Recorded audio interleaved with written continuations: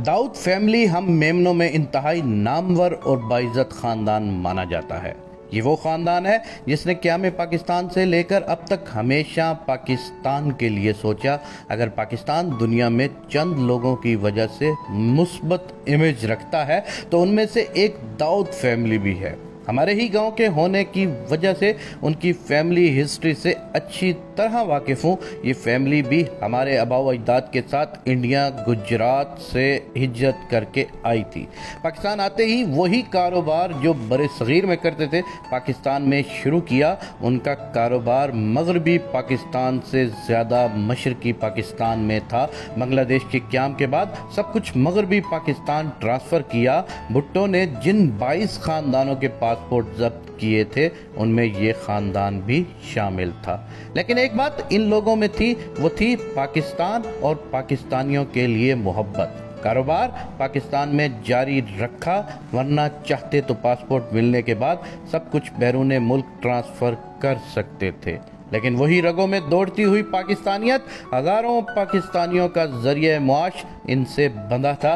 कैसे अपनी कौम से मुंह मोड़ते। उनके पास जो पैसा था वो दादा परदादा के ज़माने का था, किसी से लूट कर माल नहीं बनाया था। कारोबार करते थे, अल्लाह ने बेतहाशा नवाजा था। हम मेमनों में चैरिटी में सबसे टॉप पर ये ख़ानदान हमेशा रहा है। बड़े बड़े चैरिटी हॉस्पिटल्स और इदारों के हमेशा टॉप के डोनर्स रहे हैं।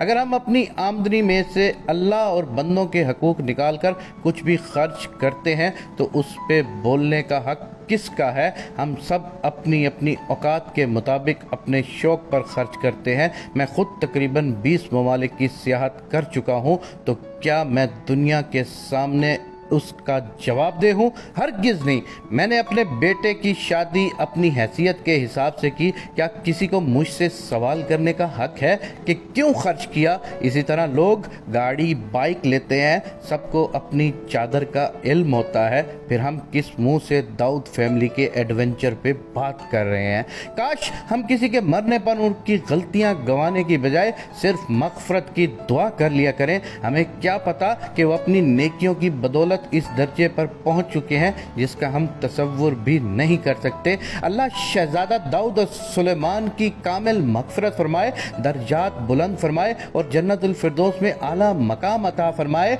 किसी के ऊपर बात करने से पहले एक मर्तबा उसकी जगह खुद को रख के ज़रूर सोचना कि क्या तुम्हारी फीलिंग्स कैसी होंगी उस वक़्त जब लोग तुम पे उंगलियां उठा रहे होंगे। क्या उन्होंने तुम्हारा पैसा लेकर एडवेंचर करने का सोचा? क्या उन्होंने तुम्हारे किसी की जेब काटी? अगर अल्लाह ने उनको पैसे से नवाजा है, अगर उन्होंने शौक अपने अंदर पैदा कर लिया टाइटैनिक देखने का या एडवेंचर पैदा करने का, क्या तुम कभी मरी नहीं गए? क्या लोग तुम कभी गिलगित बल्तिस्तान की तरफ नहीं गए? अरे क्या तुमने कभी शाम को बाहर आउटिंग नहीं की? तुम्हारी चादर इतनी थी जितनी तुम कर सकते थे, उनकी चादर उतनी थी जितना उन्होंने किया।